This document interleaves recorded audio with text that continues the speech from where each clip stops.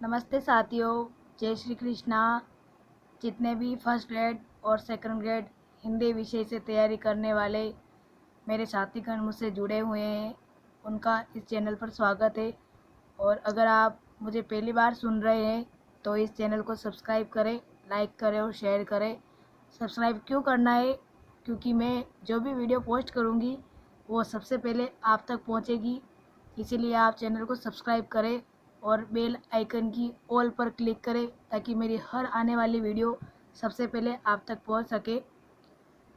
First grade और second grade Hindi विषय से जितने भी साथी तैयारी कर रहे हैं, हमने पिछले वीडियो में हिंदी साहित्य का इतिहास टॉपिक शुरू कर दिया था, जिसकी मैंने 5 क्लासें ले ली है। आज ये हमारी 6ठी क्लास है। कल मैंने वीडियो बनाया था तो उसमें क्लास थोड़ी अधूरी रह गई थी, वीडियो बीच में बंद हो गया था। तो आज हम फिर से उस थोड़े टॉपिक से शुरुआत करेंगे। उससे पहले आप इस चैनल को सब्सक्राइब कर दें, लाइक कर दें, क्योंकि मुझे पता है कि आप वीडियो देखते रहते हैं और सब्सक्राइब करना और लाइक करना भूल जाते हैं। आपका एक लाइक और सब्सक्राइब मुझे मोटिवेट करता है कि मेरे वीडियो और मेरे क्लास से कितने विद्यार्थी इम्प्रेस हो रहे हैं या कितने जनों को ये वीडियो पसंद आ रहा है, तो मुझे इसका अंदाज़ा हो जाता है। साथ ही आपको इस चैनल के माध्यम से मैंने फर्स्ट ग्रेड की तैयारी की थी और जिन नोट्स को मैंने पढ़ा था उन्हीं नोट्स को मैं इस चैनल के माध्यम से आपको प्रोवाइड करवाऊंगी। साथ में जीके के भी कुछ नोट्स है मेरे पास, वो भी मैं आपको धीरे धीरे प्रोवाइड करवाऊंगी। लेकिन सबसे पहले हम हिंदी सब्जेक्ट की तैयारी करेंगे, उसका पूरा सिलेबस कवर करेंगे, फिर बाद में मैं जीके के नोट्स आपको प्रोवाइड करवाऊंगी।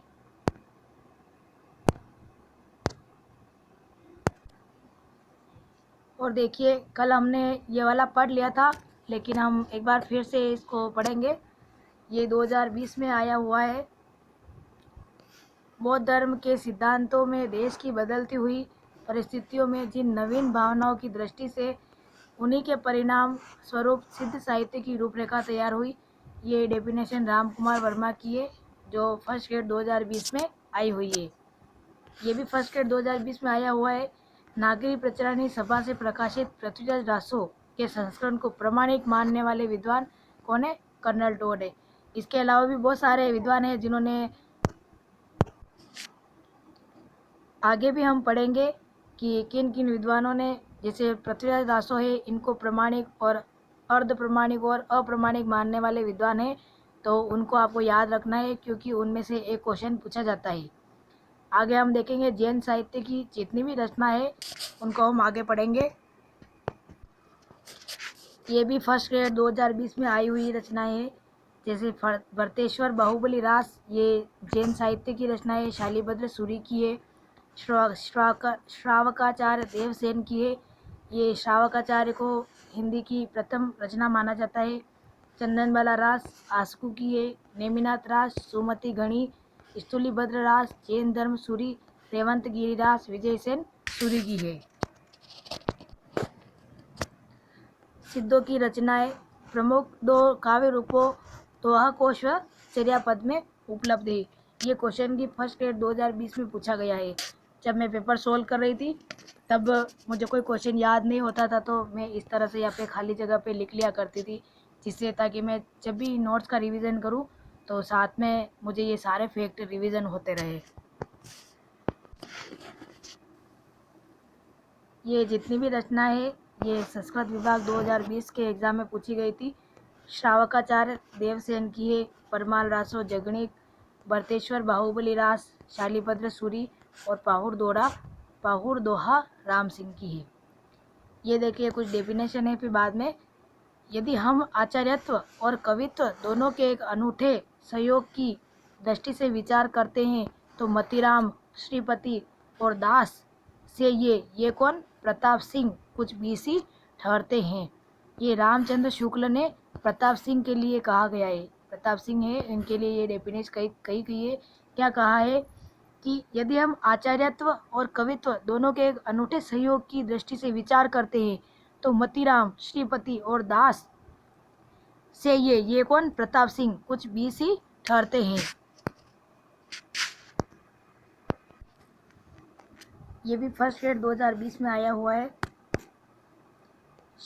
शंकराचार्य के बाद इतना प्रभावशाली और इतना महिमान्वित भारतवर्ष में दूसरा नहीं हुआ। भक्ति आंदोलन से पूर्व सबसे शक्तिशाली आंदोलन गोरखनाथ का भक्ति मार्ग ही था। ये गोरखनाथ के बारे में कहा किसने कहा? हजारी प्रसाद द्विवेदी ने। फिर आगे ये 2020 में आई हुई कुछ रचनाएं हैं। जिंदगी और झोंक अमरकांत की है। फैंस के इधर और उधर ज्ञान रंजन गदल रागे रांगव और जहाँ लक्ष्मी किए दे राजेंद्र यादव की है। फिर आगे हम देखेंगे 8वां सर्ग सुरेंद्र वर्मा देवयानी का कहना है। रमेश बख्शी, एक और द्रोणाचार्य शंकर शेष और एक और अजनबी मृदुला गर्ग। ये प्रकाशन वर्ष यूजीसी नेट 2020।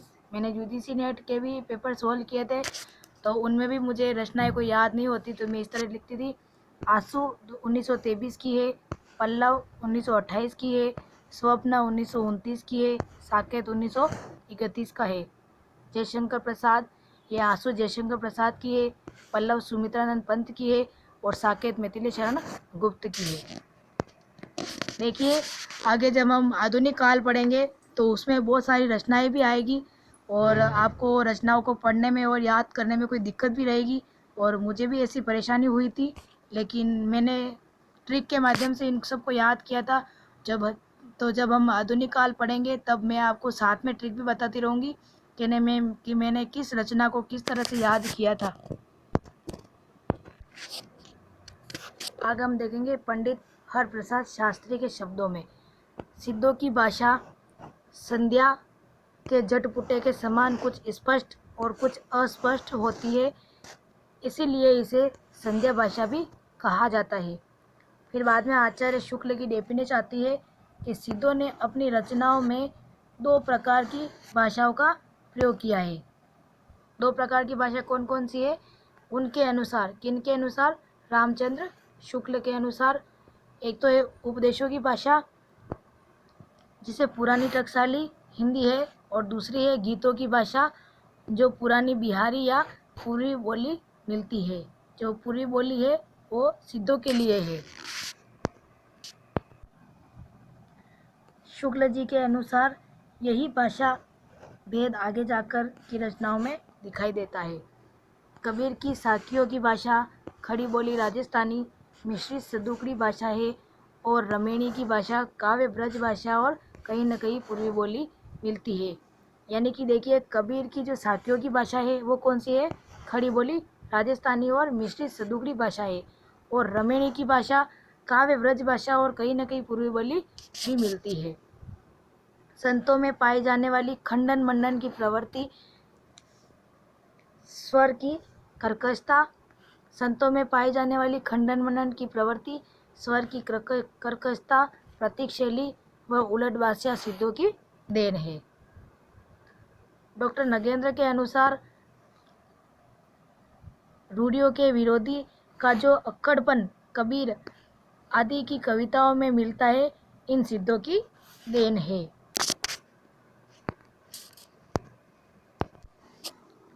डॉक्टर नगेंद्र के अनुसार ही कृष्ण भक्ति के मूल में जो अक्कड़पन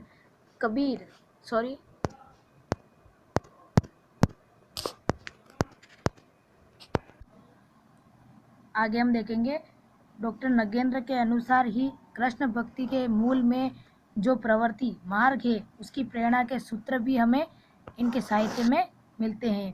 सिद्ध प्रवृत्ति मार्ग के बारे में इन्होंने कहा है।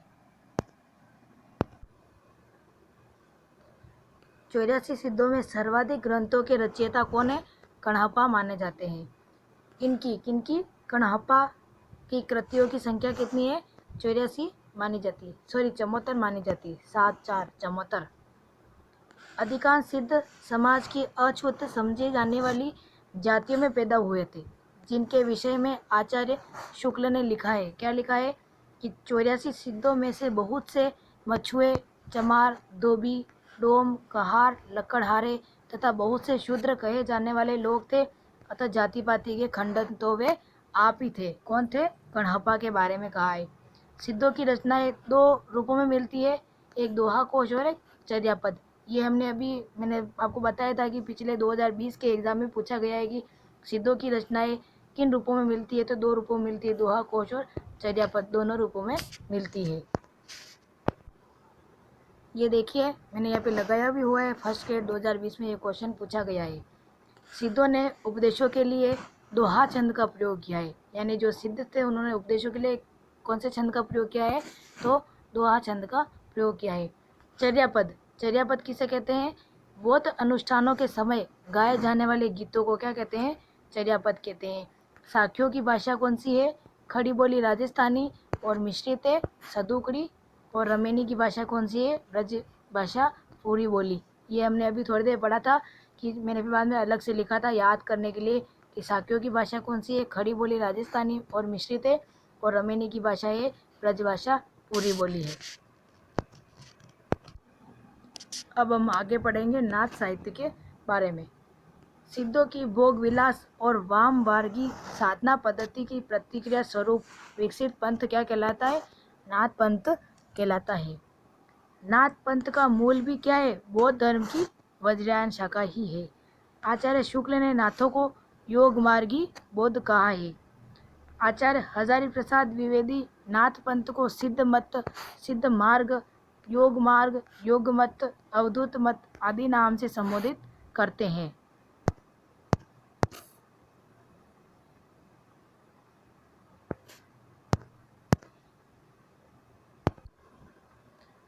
नाथ पंथ के प्रवर्तक कौन माने जाते हैं, गोरखनाथ माने जाते हैं। जनश्रुति है कि गोरखनाथ ने अपने गुरु मत्स्येंद्र नाथ को नारी साधना साहचर्य में लिप्त होने पर कहा था, क्या कहा था, जाग मच्छंदर गोरख आया, जाग मच्छंदर गोरख आया। ये अभी फर्स्ट ग्रेड फिलहाल एग्जाम में पूछा गया क्वेश्चन है। इसी घटना से नाथ पंथ का आविर्भाव माना जाता है। गोरखनाथ ने भक्ति मार्ग से भोग और वामाचार को निकालकर योग और सदाचार की प्रतिष्ठा की थी। इसलिए गोस्वामी तुलसीदास ने गोरखनाथ के बारे में लिखा था, क्या लिखा था, कि गोरख जगायो जोग भक्ति भगायो भोग। ये वाला भी गोरख जगायो जोग भक्ति भगायो भोग, ये लाइन देके पूछा गया था कि गोस्वामी तुलसीदास ने ये लाइन किसके बारे में कही है, तो ये भी एग्जाम में पूछा गया क्वेश्चन है। नाथों की संख्या 9 मानी जाती है। 9 नाथों में आठ नाथ 8 दिशाओं के प्रतीक है तथा सृष्टि के केंद्र में शिव को माना गया है। नाथ शैव मतावलंबी थे। ये कान छिदवाने के कारण कनफटा जोगी भी कहे जाते हैं, यानी कि ये कान छिदवाते थे इसलिए इनको क्या कहते हैं, कनफटा जोगी भी कहा जाता है। गोरखनाथ व मत्स्येंद्र नाथ की गणना 84 सिद्धों व 9 नाथों दोनों परंपराओं में की जाती है। सिद्ध साहित्य में इनके नाम गोरक्षपा और भिन्नपा मिलते हैं, यानी नाथ साहित्य में तो इनका नाम गोरखनाथ और मत्स्येंद्र नाथ है, और सिद्ध साहित्य में इनका क्या मिलता है, गोरक्षपा। अपने पहले वीडियो में पढ़ा था कि सिद्ध साहित्य अपने नाम के पीछे आदर्श सूचक क्या लगाते थे, पा लगाते थे, तो सिद्ध साहित्य में इनके नाम क्या मिलते हैं, गोरक्षपा और मीनपा मिलते हैं। गोरखनाथ को बालकनाथ भी कहा जाता है। बालनाथ जालंधर नाथ को कहा जाता है, जिनके नाम पर पंजाब का जालंधर शहर बसा हुआ है। नाथों में नागार्जुन प्रसिद्ध रसायनी है। गोरखनाथ की रचनाओं की संख्या कितनी मानी जाती है, 40। डॉक्टर पीताम्बरा दत्त बड़तवाल गोरखनाथ की पुस्तकों की संख्या कितनी मानते हैं, 14 मानते हैं। यानी कि गोरखनाथ की रचनाओं की संख्या तो टोटल कितनी है, 40 है, लेकिन जो डॉक्टर पीताम्बर दत्त बड़तवाल है ये गोरखनाथ की पुस्तकों की संख्या कितनी मानते हैं, 14 मानते हैं। उनके अनुसार, किनके अनुसार, डॉक्टर पीताम्बर बड़तवाल के अनुसार कौन कौन सी रचना है गोरखनाथ की, नर्वेबोध, अबेमात्र जोग, सप्तवार, 15 तिथि, ज्ञान तिलक, ज्ञान चौतीसा आदि गोरखनाथ की प्रमुख रचनाएं थी। डॉक्टर बड़तवाल ने गोरखवाणी शीर्षक से गोरखनाथ की रचनाओं का संकलन किया है। डॉक्टर बड़त्वाल हिंदी के प्रथम रिसर्च स्कॉलर है। गोरखनाथ को हजारी प्रसाद द्विवेदी ने अपने युग का सबसे बड़ा क्या कहा है? धार्मिक नेता कहा है। ये वेरी मोस्ट क्वेश्चन है और मैंने देखिए जहाँ पे इम्पोर्टेंट है वहाँ पे इम्पोर्टेंट लगा रखा है और जो वेरी मोस्ट क्वेश्चन है वहाँ पे वेरी मोस्ट क्वेश्चन लगा रखा है। तो इनको तो आपको याद रखनी है, साथ में जो भी मैं पढ़ाती हूँ उन सबको भी आपको याद रखना है। मिश्र बंधु गोरखनाथ को हिंदी का प्रथम गद्य लेखक मानते हैं। यानी जो मिश्र बंधु है वो गोरखनाथ को क्या मानते हैं? हिंदी का प्रथम गद्य लेखक मानते हैं। नाथों का प्रभाव क्षेत्र कौन कौन सा है? पश्चिम भारत, जिसमें पंजाब, राजस्थान और गुजरात था।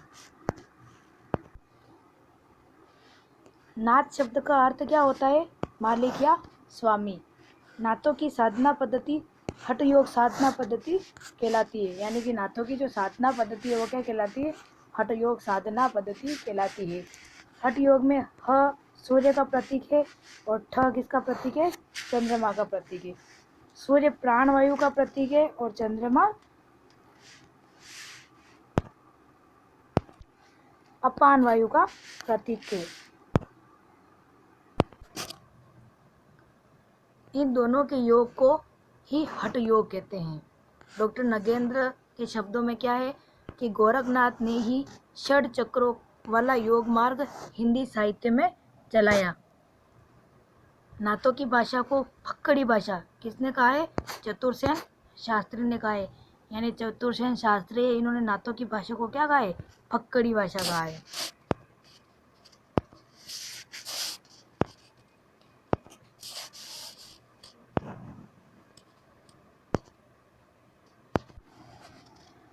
अब आगे हम पढ़ेंगे जैन साहित्य। देखिए ये जैन का संधि विच्छेद कर रखा है, जीन प्लस अ जैन होता है। जैन शब्द जिन शब्द में अप्रत्यय के योग से बना है। जैन शब्द किसके बना है? जित शब्द में अप्रत्यय योग से बना है। इसका अर्थ क्या होता है? इंद्रियों पर विजय प्राप्त करने वाला। वह साहित्य जिस पर जैन धर्म के सिद्धांतों का निरूपण किया गया है जैन साहित्य के अंतर्गत आता है। आचार, रास, फागु, चर्यु आदि जैन साहित्य की प्रमुख शैलियाँ है। ये संस्कृत विभाग 2020 में पूछी गई है कि आचार, रास, फागु और चर्यु ये क्या है? जैन साहित्य की प्रमुख क्या है? शैलियाँ है। आचार शैली की रचनाओं में घटनाओं के स्थान पर उपदेशात्मक को प्रधानता दी जाती है। फागु और चर्यु में काव्य में चरित्र वर्णन की प्रधानता पाई जाती है। रास शैली से तात्पर्य उन काव्यों से है जिनका गायन रात्रि के समय ताल देकर किया जाता है। जैन साहित्य की रचना अपभ्रंश शैली और हिंदी दोनों भाषाओं में हुई थी। यानी जो जैन साहित्य की रचना हुई थी वो किस किस शैली में हुई थी या किस भाषा में हुई थी? एक तो अपभ्रंश भाषा में हुई थी और हिंदी भाषा, दोनों भाषा में हुई थी। आचार्य शुक्ल ने जैन रचनाओं को हिंदी साहित्य में स्थान नहीं दिया है। ये सिद्ध साहित्य को इन्होंने स्थान दिया है। यानी जैन साहित्य को इन्होंने अपने आचार्य शुक्ल ने हिंदी साहित्य में स्थान नहीं दिया है। आचार्य शुक्ल अपने इतिहास ग्रंथ के वक्तव्य में लिखते हैं, क्या लिखते हैं कि अपभ्रंश की पुस्तकों में कई तो जैन धर्म तत्व निरूपण संबंधी है जो साहित्य की कोटि में नहीं आती और जिनका उल्लेख केवल ये दिखाने के लिए ही किया गया है कि अपभ्रंश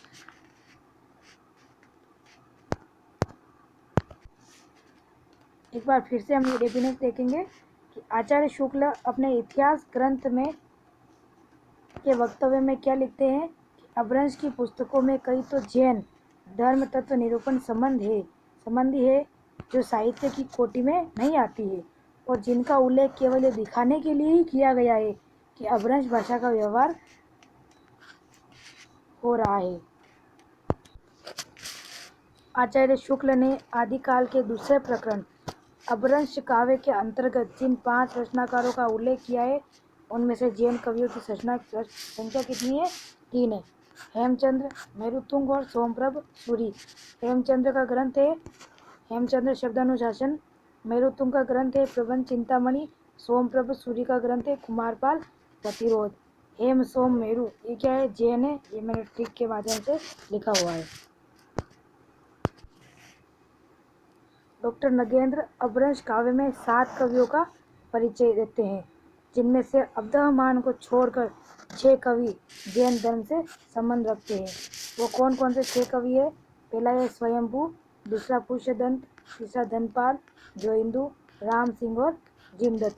हमने अब्दुर्रहमान पढ़ा था, लेकिन डॉक्टर नगेंद्र ने अब्दुर्रहमान को छोड़ दिया है। स्वयंभू की रचना कौन कौन सी है?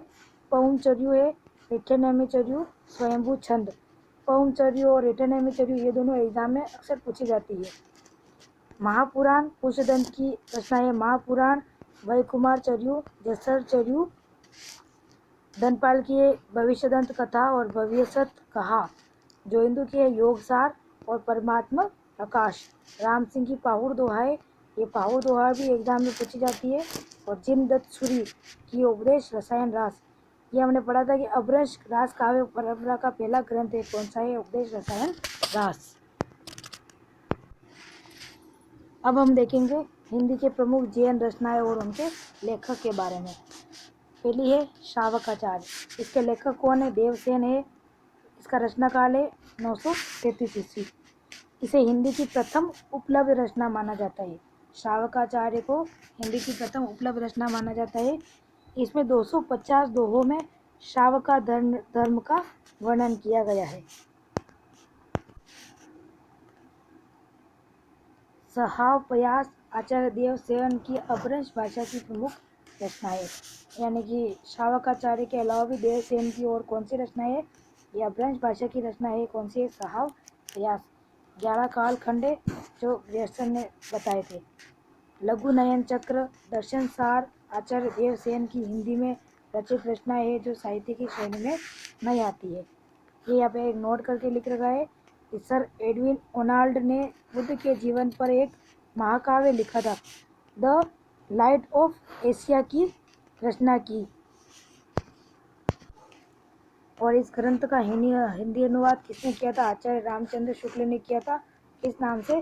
बुद्ध चरित नाम से किया था। देखिए, मैं जो क्लास ले रही हूँ, अगर इस वीडियो में आपको कोई समझ में नहीं आ रहा है तो आप मुझे कमेंट बॉक्स में पूछ सकते हैं। मैं वहाँ आपको आपके सवाल का जवाब ज़रूर दूंगी।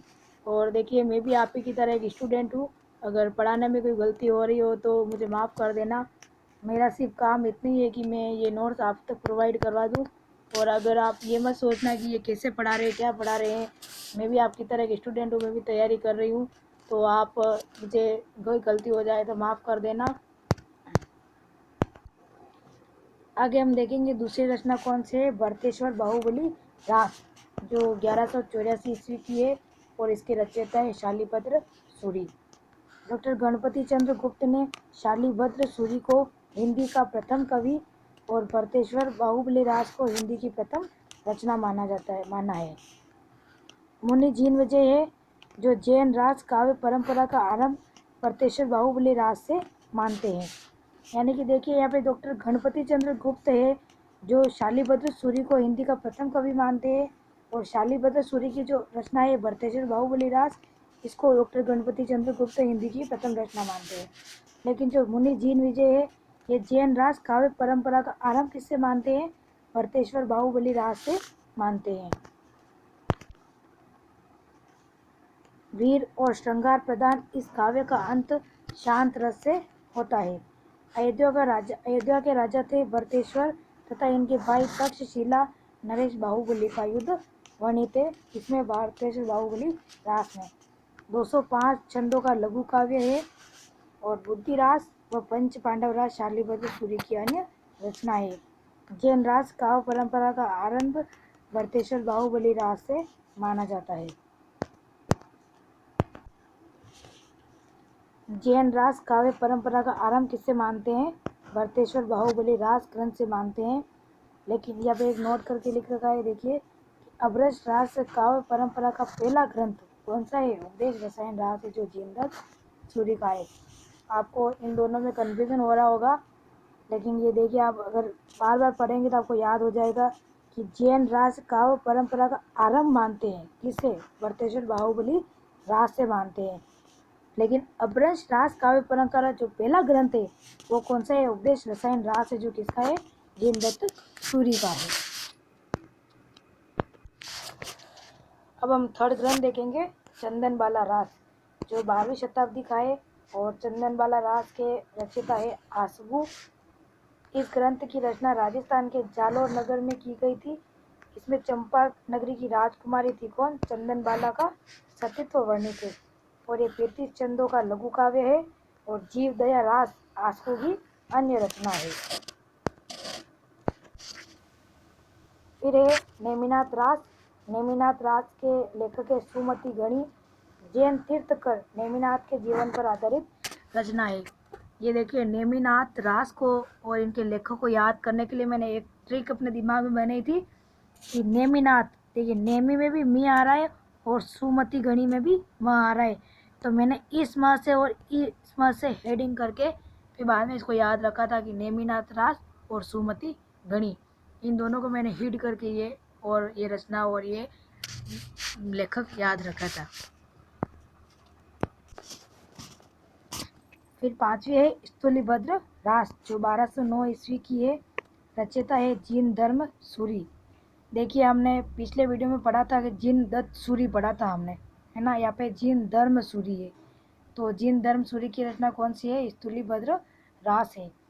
जैन मुनि स्थूलिभद्र व कोशा नामक वेश्या का प्रेम वर्णित है इस ग्रंथ में। इस ग्रंथ में वेश्या के पास भोग विलास में लिप्त रहने वाले स्थूलिभद्र की दीक्षा के बाद मोक्ष का अधिकारी बताया गया है। फिर हम देखेंगे रेवंतगिरी रास। नेमिनाथ की प्रतिमा का वर्णन है इसमें। इसके लेखक है विजय सेन सूरी। जैन तीर्थ रेवंतगिरी और भगवान नेमिनाथ की प्रतिमा का वर्णन मिलता है इस ग्रंथ में। इस कृति में जैन वास्तुकला का सुंदर परिचय मिलता है। अब देखिए रेवंतगिरी रास और विजय सेन सूरी, इसको भी मैंने हिंट किया था। रेवंत में व आ रहा है और विजय सेन सूरी में व आ रहा है, तो इन दोनों को मैंने हिंट करके लेखक और रचना को याद रखा था। अब ये देखिए हमने जितनी भी रचना पढ़ी अभी जैन साहित्य की रचना, तो मैंने इन सारी रचनाओं को लेखक और रचना के साथ में एक साथ यहाँ पे मिक्स करके लिख दिया है कि श्रावकाचार्य के लेखक है देवसेन, भरतेश्वर बाहुबली रास शालिभद्र सूरी की है, चंदनबाला रास आसकू, नेमिनाथ रास सुमति गणी, स्थूलिभद्र रास जीन धर्म सूरी और रेवंतगिरी रास विजय सेन सूरी। तो ये थी आपकी आज की क्लास, और मैं अगर इस वीडियो में क्लास लेने में मुझसे कोई गलती हो तो माफ़ कर देना। और आपको ये वीडियो कैसा लगा मुझे कमेंट बॉक्स में ज़रूर बताएं। अगर इसमें कोई गलती रह गई हो और मैंने कोई गलत शब्द बोल दिया तो आप मुझे ज़रूर बताएं, क्योंकि अगर आप मुझे बताएंगे हो तो मुझे पता चलेगा हाँ कि मैंने कौन कौन सी गलती की इसमें, तो मैं अगली बार ज़रूर ध्यान रखूँगी। और आपको ये वीडियो कैसा लगा, अच्छा लगा या बुरा लगा, आप मुझे कमेंट बॉक्स में एक बार ज़रूर बताएं। और इस वीडियो को ज़्यादा से ज़्यादा शेयर करें, लाइक करें और शेयर करें, और ताकि उन सभी साथियों की हेल्प हो सके जो वैसी फर्स्ट ग्रेड और सेकंड ग्रेड हिंदी विषय से तैयारी कर रहे हैं। आपको मेरे इस काम में मेरा साथ देना है, सहयोग करना है, ज़्यादा से ज़्यादा इस वीडियो को शेयर करना है। और देखिए साथ में मैं आपको ये भी बताती जाती हूँ कि पिछले एग्ज़ाम में या फिर अभी एग्ज़ाम में कौन कौन से क्वेश्चन पूछे गए थे, या फिर अगले बार एग्ज़ाम में कौन कौन से क्वेश्चन पूछे जा सकते हैं, तो मैं आपको सारा बताती हूँ। अगर आप कहेंगे तो हम एक अलग से मैं वीडियो बनाऊँगी जिसमें मैं आपसे सिर्फ बात करूँगी, और उसमें मैं आपको बताऊँगी कि मैंने कैसे तैयारी की थी और तैयारी करने के लिए मैंने कौन कौन सी ट्रिक अपनाई थी, मैंने किस तरह से तैयारी की थी।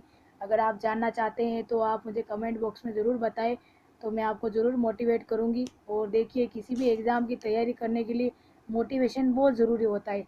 अगर हम मोटिवेट नहीं होते तो हम किसी एग्ज़ाम की तैयारी नहीं कर पाते हैं।